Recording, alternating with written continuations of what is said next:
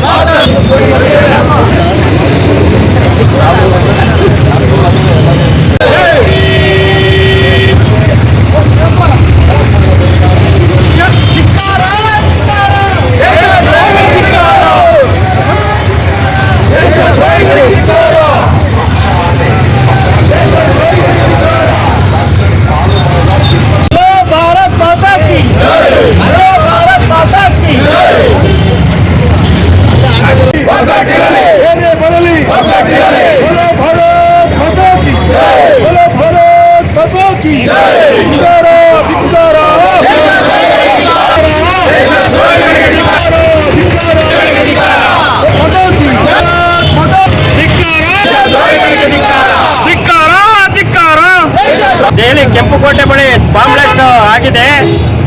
ಏನು ಉಗ್ರಗಾಮಿಗಳವರ ಅಟ್ಟಹಾಸ ಮೆರೆದಿದ್ದಾರೆ.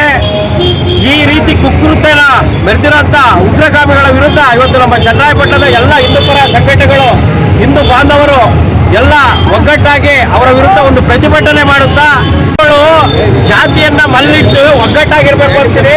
ಯಾಕಂದ್ರೆ ಅವರು ಪುಲ್ವಾಮಾ ದಾಳಿ ಆದಾಗ ಯಾವುದೇ ಜಾತಿ ನೋಡಿ ಹೊಡೆದಾಗ್ಲಿಲ್ಲ, ಈಗ ಯಾವುದೇ ಜಾತಿ ನೋಡಿ ಬಾಂಬ್ ಇಡ್ತಿಲ್ಲ. ಅವರು ಟಾರ್ಗೆಟ್ ಇರೋದು ಒಂದೇ ಹಿಂದೂಗಳು. ಇದನ್ನ ಯಾವುದೇ ಒಂದು ಈ ಕಾಂಗ್ರೆಸ್ ಪಕ್ಷ ಆಗ್ಬೋದು ಅದನ್ನ ಖಂಡಿಸೋದ್ಬಿಟ್ಟು ಅವ್ರನ್ನ ಡಿಫೆಂಡ್ ಮಾಡ್ಕೊತಾರೆ. ಯಾವುದೇ ಪಕ್ಷ ಆಗಿರ್ಲಿ, ಯಾರು ಡಿಫೆಂಡ್ ಮಾಡ್ಕೋಬಾರ್ದು. ಏನಾಗಿದೆ ಅಂತಂದ್ರೆ ಇವತ್ತು ನಮ್ಮ ರಾಜ್ಯದಲ್ಲೇ ಆಗಿರ್ಬೋದು ಈ ಒಂದು ಕುಕೃತ್ಯನ ಮಾಡಿರೋ ಅಂತದ್ನ ಅವ್ರನ್ನ ಖಂಡಿಸೋದಿರ್ಲಿ, ಅವ್ರ ವಹಿಸ್ಕೊಳ್ಳೋ ಕೆಲಸ ಮಾಡ್ತಾ ಇದ್ದಾರೆ. ದಯಮಾಡಿ ಗೂಗಲ್ದು ಯಾವುದೋ ಒಂದು ಇದು ಬಂದಿತ್ತು ವೆಬ್ತು, ಅದನ್ನ ಮರೆಮಾಚಿ ಇವತ್ತು ಯಾರೋ ಪ್ರಿಯಾಂಕ್ ಖರ್ಗೆ ಅವರು RSS ಬಗ್ಗೆ ಮಾತಾಡಕ್ ಹೋಗ್ತಾರೆ. RSS ಎಂಬ ದೇಶ ಸಂಘಟನೆ ಇವತ್ತು ಒಂದು ಬಜರಂಗ ದಳ ಆಗ್ಬೋದು, VH ಬೋದು, ಯಾರೇ ಹಿಂದೂ ಪರ ಇರ್ಬೋದು, ಅವರೆಲ್ಲ ದೇಶಕ್ಕೋಸ್ಕರ ಇದ್ದಾರೆ. ಇದನ್ನೆಲ್ಲ ಮುಚ್ಚಾಕಕ್ಕೆ ಯಾರನ್ನ ವಹಿಸ್ಕೊಳ್ಳೋ ಅಂತ ಕೆಲಸಗಳು ಆಗ್ಬಾರ್ದು. ಹಿಂದೂಗಳೆಲ್ಲ ಒಗ್ಗಟ್ಟಾಗಿರ್ಬೇಕು. ಅವರೆಲ್ಲ ಏನ್ ನೋಡ್ತಾವ್ರೆ ಅಂದ್ರೆ ಜಾತಿ ನೋಡ್ತಾ ಇಲ್ಲ. ಸುಮ್ಮನೆ ನಾವು ದಲಿತರು ಅವರು ಇವರು ಅಂತ ಸುಮ್ಮನೆ ಅದೇನೋ ನಮ್ಮ ಡಿವೈಡ್ ಮಾಡಕ್ ಹೋಗ್ತವ್ರೆ. ಪುಲ್ವಾಮಾ ದಾಳಿಲಿ ಅವ್ರು ಪ್ಯಾಂಟ್ ಬಿಚ್ಚಿ ಹೊಡೆದಿದ್ದು ಅವರು ಹಿಂದೂನೋ ಇಲ್ಲ ಮುಸಲ್ಮಾನ ಅಂತ ನೋಡ್ಬಿಟ್ಟು ಹೊಡೆದಿದ್ದು. ಈ ರೀತಿ ನಾವು ಹಿಂದೂಗಳೆಲ್ಲ ಒಗ್ಗಟ್ಟಾಗಿರ್ಬೇಕು. ಈ ನಮ್ಮ ವೆಂಕಟೇಶ್ ಅಣ್ಣ ಹೇಳ್ದಂಗೆ ಭದ್ರತಾ ಇದನ್ನ ಬಿಗಿಪಡಿಸಿ ಎಷ್ಟೋ ಅನಾಹುತ ಆಗತ್ತ ತಡೆ ಹಿಡಿದಿದ್ದಾರೆ. ಈ ರೀತಿ ನಾವೆಲ್ಲರೂ ಒಗ್ಗಟ್ಟಾಗಿರ್ಬೇಕು. ದಯಮಾಡಿ ಮುಂದಿನ ದಿನಗಳಲ್ಲಿ ಎಲ್ಲ ಹೆಚ್ಚು ಜನ ಸೇರ್ಕೊಂಡು ಹಿಂದೂಗಳ ಸಂಘಟಿತರಾಗಬೇಕು ಅಂತ ನಾನು ಕೇಳ್ಕೊತೀನಿ.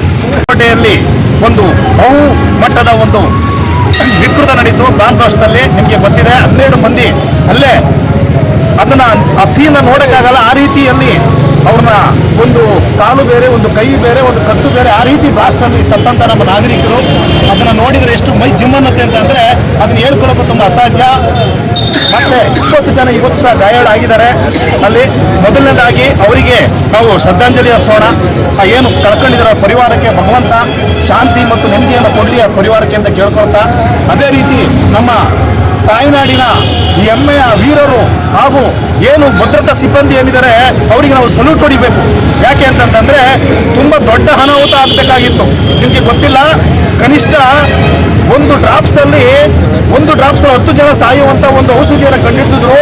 ಅದನ್ನ ವೈಫಲ್ಯವನ್ನ ಭದ್ರತಾ ಅಧಿಕಾರಿಗಳು ಮಾಡಿದ್ರು, ಸೈನಿಕರು ಮಾಡಿದ್ರು. ಮತ್ತೆ ಅದನ್ನ ಏನು ಸಾಗಾಣಿಕೆಯಲ್ಲಿ ಮಿಕ್ಸ್ ಮಾಡಬೇಕು ಅಂತ ಪ್ಲಾನ್ ಮಾಡ್ಕೊಂಡಿದ್ರು. ಅಂದ್ರೆ ಇಡೀ ದೇಶದಲ್ಲಿ ಸಾಗಾಣಿಕೆ ಮಾಡೋ ಕನಿಷ್ಠ 80 ಲಕ್ಷ ಜನ ಮರಣವನ್ನ ಮಾಡಬೇಕು ಅಂತ, ಹೋಮವನ್ನು ಮಾಡಬೇಕು, ರಕ್ತವನ್ನು ಸುರಿಸಬೇಕು ಅಂತ ಪಣ ತೊಟ್ಟು ಇದನ್ನ ಹಿನ್ನೂಡಿಸಿದ್ರು. ದಯವಿಟ್ಟು ಅಂತ ಕೃತ್ಯವನ್ನ ಎಸಗದನ್ನ ಏನು ಭದ್ರತಾ ಅಧಿಕಾರಿಗಳು ಕಂಡಿಡಿದು ಅದನ್ನ ಕ್ಷೀಣಿಸಿದ್ದಾರೆ.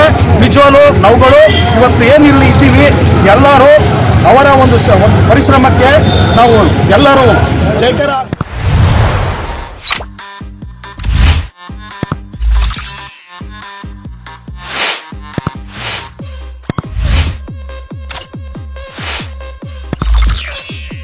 Lights, camera,